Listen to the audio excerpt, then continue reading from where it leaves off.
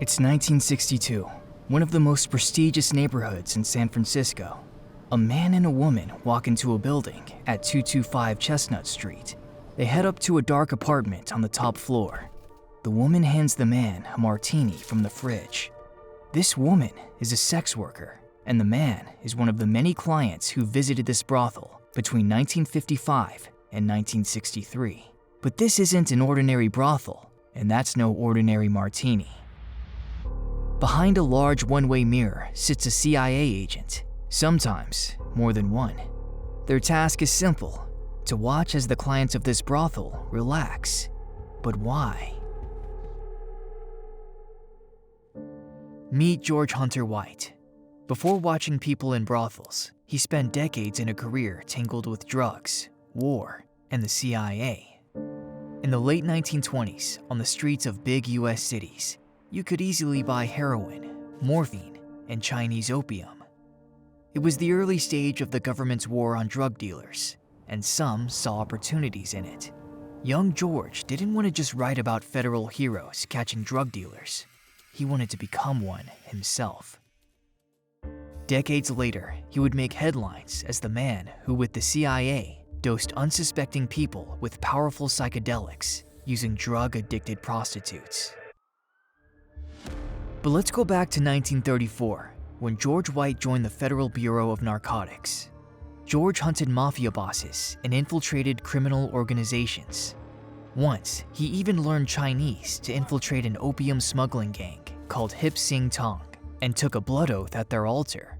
This helped him shut down Hip Sing Tong's operations nationwide and arrest 30 of its members in just 2 years. That same year, he killed the first man in his career, shooting a New York drug dealer named Albert Tuffy Jackson in the head and stomach while working undercover. George White seemed like a man who could go far, using the chaos around him to succeed.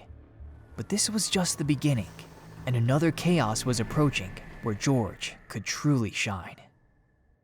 When World War II began, the head of the FBN, Harry Anslinger, recommended George White to the newly formed intelligence agency, the Office of the Coordinator of Information, which would later become the CIA.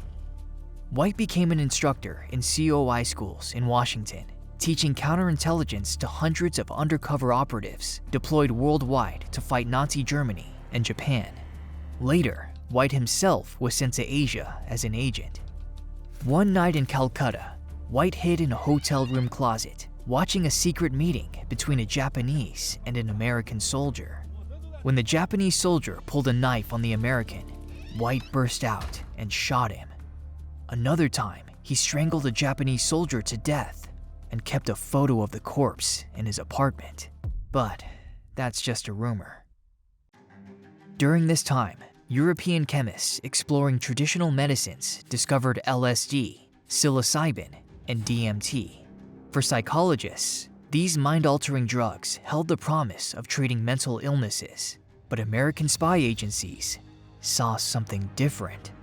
In 1953, the CIA launched Project MKUltra to explore how these drugs could be used against foreign enemies. Under the leadership of American chemist Sidney Gottlieb, the program experimented with a wide range of drugs. Gottlieb preferred to dose subjects without their knowledge or consent, but he needed the right person for such specific experiments. White was a high-ranking agent in the New York FBN office when he caught Gottlieb's attention.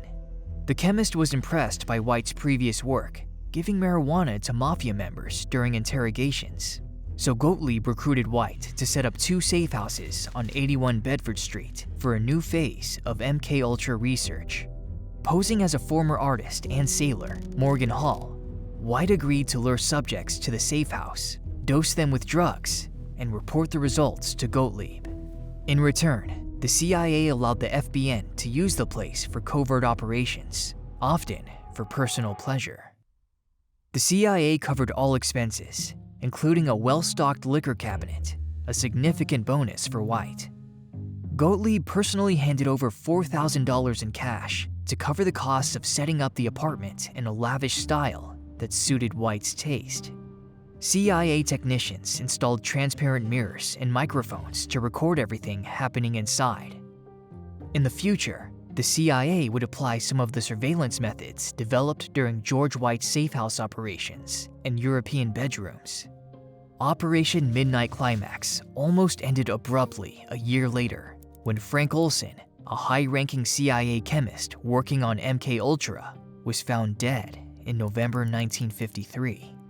The newspapers reported that he had allegedly fallen from the 13th floor of a New York hotel and that he had committed due to work-related stress. In reality, Gottlieb secretly gave Olson a dose of LSD to see if he would reveal classified secrets. Days later, he was found dead. New York police found a scrap of paper in his pocket with the initials GWMH and the address of George White's New York safe house on 81 Bedford Street. Eventually, the apartment in Greenwich Village was shut down. But the safe house in New York was just a warm-up for George White. San Francisco has never been afraid of the obscene, but the events that unfolded in the dimly lit apartment on Chestnut Street were among the most shocking the city had ever seen. In early 1955, the Bureau of Narcotics transferred White to San Francisco, where he became the lead agent. Satisfied with White's work, Gottlieb allowed him to take the entire safe house operation to the coast. George rented an apartment on Telegraph Hill, offering stunning views of San Francisco Bay, the Golden Gate Bridge, and Alcatraz. In addition to the furniture he brought from the New York apartment, he purchased items to give the place the feel of a brothel. Toulouse-Lautrec posters, a photo of a French dancer performing the can-can, and pictures of women in chains wearing black stockings. It was meant to look rich, recalled a narcotics agent who visited regularly, but it was furnished like crap. White installed 4 microphones disguised as electrical outlets, connecting them to 2 tape recorders monitored by agents in a listening post next door. For his own observation point, White set up a portable toilet behind a 2-way mirror where he could watch the experiments, usually with a martini in hand from a small fridge nearby. But why all this? What were the CIA and George White aiming for? And why a brothel? The CIA's obsession with mind control began during World War II, when the Office of Strategic Services, the agency's predecessor, started the Truth Drug Program, aiming to find a substance that would make subjects reveal their secrets, a so-called truth serum. During the Korean War, the CIA feared falling behind their Soviet counterparts in interrogation methods, so they sanctioned secret programs for mind and behavior control. Drugs were given to people considered expendable: North Korean POWs, the mentally ill, prisoners, drug addicts, and prostitutes. After a Swiss chemist discovered the incredibly powerful drug LSD in 1943, CIA Director Allen Dulles allocated young scientist Sidney Gottlieb $300,000 to start a program called MK-Ultra with one goal: to learn how to get into a person's mind, extract information without consent, influence their decisions, and erase or alter their memories. For such experiments, they needed subjects who wouldn't cause media scandals. They also needed someone willing to do whatever it took for their career, and who happened to enjoy it. That's why White and his men would go out and find sex workers who would lure unsuspecting men from North Beach bars to the apartment at 225 Chestnut Street. This scheme avoided the risk of another death like Olson's. The illegality of prostitution meant that neither the sex workers nor their clients were likely to report anything to the police, and clients wouldn't be shocked if drugs were involved during such encounters. White, like a pimp, handed out special cards that sex workers could use to get out of jail or exchange for cash, and the prostitutes brought clients for White and his team to drug and observe. Sometimes MK-Ultra personnel came from Washington to watch the proceedings. Once clients were in the brothel, the women would spike their drinks with LSD without their knowledge. White and his team watched the clients from the next room through 2-way mirrors, recording the men's behavior after taking the drugs. Agents meticulously documented changes in behavior, reactions to the drug, and tried to understand how to use this knowledge in CIA operations. After the experiment, the clients were simply let go, often having no idea what had happened due to drug-induced amnesia. But in 1963, it all ended. The CIA's Inspector General discovered the MKUltra program and Operation Midnight Climax, questioning their ethics. And what were the results of the 8-year operation? Essentially, none. The agents never discovered a mind control technique or a truth serum that could be used against America's enemies. According to agents who worked with White, they learned at least one lesson. It's easier to get something from a man after he's had sex, not before. The names of the people who unknowingly took LSD during Operation Midnight Climax are lost to history. Gottlieb instructed his subordinates never to record details of their activities, and the CIA destroyed all known records of the MKUltra program.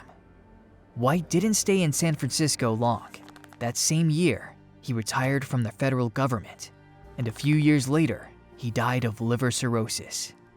But the story of 225 Chestnut Street lives on. The former brothel is now much more elegant than when White decorated it. In 2015, the house was sold for over $10 million. The top floor, where those terrible experiments once took place, is now a charming dining room with stunning views of the San Francisco Bay.